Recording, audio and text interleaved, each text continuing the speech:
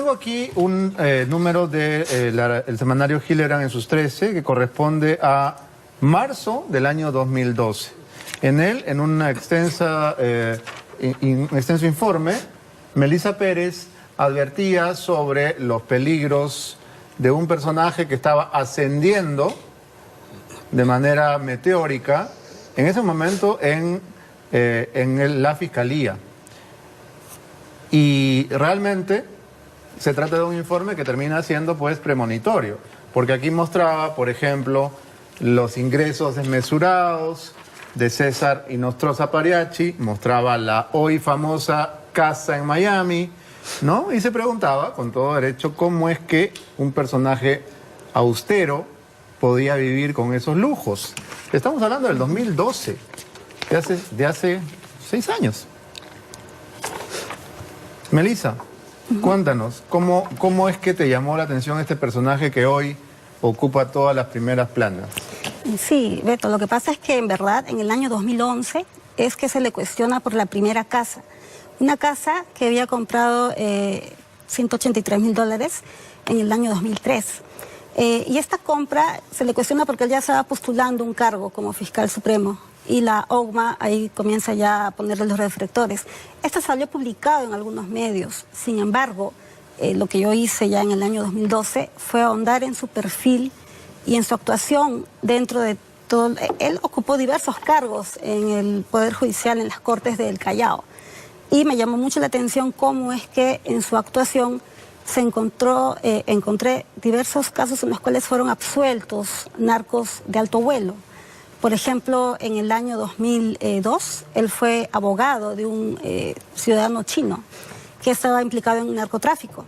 Y este ciudadano chino, en el año 2007, cuando él estaba en una sala penal en el Callao, apela a una sentencia que le hicieron, una acusación.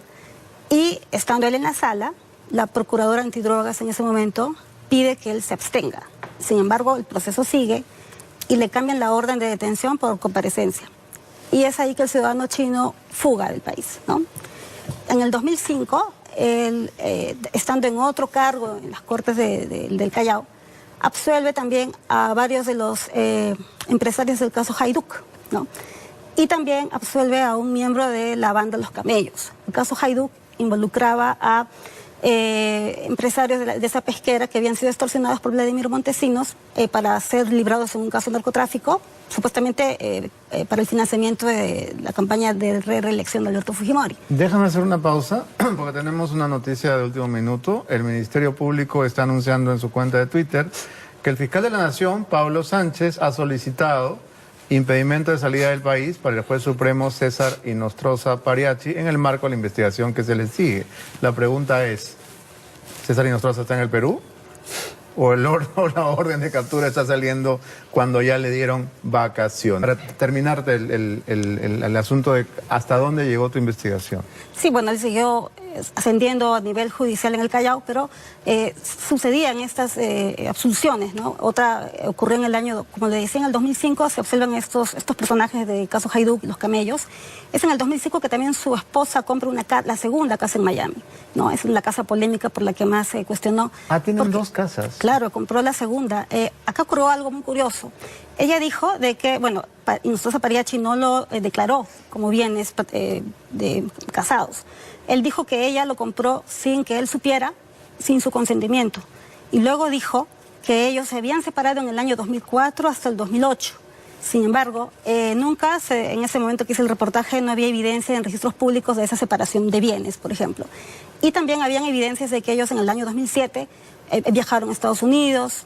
Aparte de eso también mostraban en el año 2009 Inostroza fue advertido por una corte en Florida de que la casa iba a ser rematada por el banco porque no terminó de pagar la hipoteca. O sea, se evidenciaba de que ellos seguían manteniendo una vinculación. Él te envió o envió al semanario en su momento una extensa carta de rectificación. ¿Rectificó algo? No, en realidad lo que él se basaba es que todas sus sentencias, absolviendo narcos, etcétera, fueron finalmente confirmadas en instancias superiores, ¿no? Pero en el caso de 2007 sí ocurrió para mí algo grave, es el caso de los narcobuques. Él absolvió a César Eguavil García, que estaba implicado en ese caso que tenía que ver con cuando se encontró droga en los buques de la Marina de Guerra en el año 96. Y también estuvo él implicado en cuando se colocó droga en el avión presidencial en esa época de Alberto Fujimori. Y Desde la verdad, esa época ya tenemos antecedentes de este señor. claro, Impresionante. bueno, en el caso que le digo, que es del año 2007, ¿no? Y si nos remontamos a revisar la historia, que en ese momento lo hice, encuentro realmente aplicó una absolución basándose en cosas que ahorita alguien que es experto en derecho lo cuestionaría. Por ejemplo, dijo que este personaje, los audios que había encontrado la policía, en donde él en el año 96 hablaba con los marinos, no constituyen una evidencia de que él haya participado en el narcobuque. Luego, habían 48 marinos implicados y algunos de ellos declararon que este hombre era miembro de un cártel en Canadá y actuaba con justamente este Guavil García. Y así puedo seguir enumerando diversas...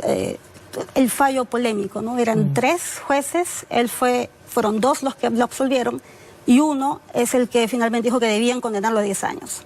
Pero en esta sentencia también ocurrieron más cosas, o sea, más personajes, ¿no? Ahí está involucrado el hermano, donde también estaba casado con lo que ahora es una congresista, la media hermana de una congresista.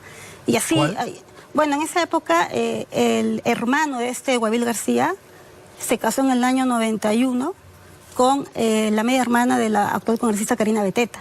Pero, pero ella, años cuando se reveló todo esto, ella declaró, publicó y lo dijo cuando era congresista, de que en ese tiempo ella tenía 16 años, ¿no? Y que no tuvo ninguna vinculación con este señor que estaba casado con su familiar, ¿no? O sea, deslindó totalmente en su momento. Melissa, para terminar, ¿cuál es el mayor peligro de que Inostroza, un personaje que tú has investigado a fondo, continúe con la impunidad que tiene hasta ahora? Sí, el peligro es grande porque el crimen organizado en el Callao justamente ascendió durante su permanencia en todo lo que es el aparato judicial de esa región. Yo quiero hacer hincapié en algo. Hay vínculos muy estrechos entre los políticos que gobernaron el Callao, que son del grupo Chimpún Callao, y también hay un caso concreto, pero por ejemplo voy a referirme solo al de Inostroza Pariachi. Él tuvo una hermana que falleció el año pasado, pero ella fue abogada de la Procuraduría Regional del Callao entre los años 2011 y 2013, en contexto en el cual el personaje Inostroza Pariachi estuvo en la Corte del Callao. Y en el año 2013, el que era en ese momento presidente regional del Callao, Félix Moreno, fue excluido de un proceso que tenía que ver con el general de Benedetti, que era el caso el general recibía dinero del municipio provincial cuando el alcalde era precisamente Félix Moreno, del dinero de las papeletas, etcétera, un convenio que había entre ellos. El asunto es que él fue excluido de ahí, pero lo que tengo entendido es que hay más jueces y fiscales que tienen familiares que han trabajado en diversos municipios. O sea, hay una relación muy estrecha entre todo lo que es el Poder Judicial del Callao y la absolución de diversos personajes o la no investigación o incriminación en diversos delitos de narcotráfico, crimen organizado y otros. Bien, Melissa, muchas gracias. Gracias.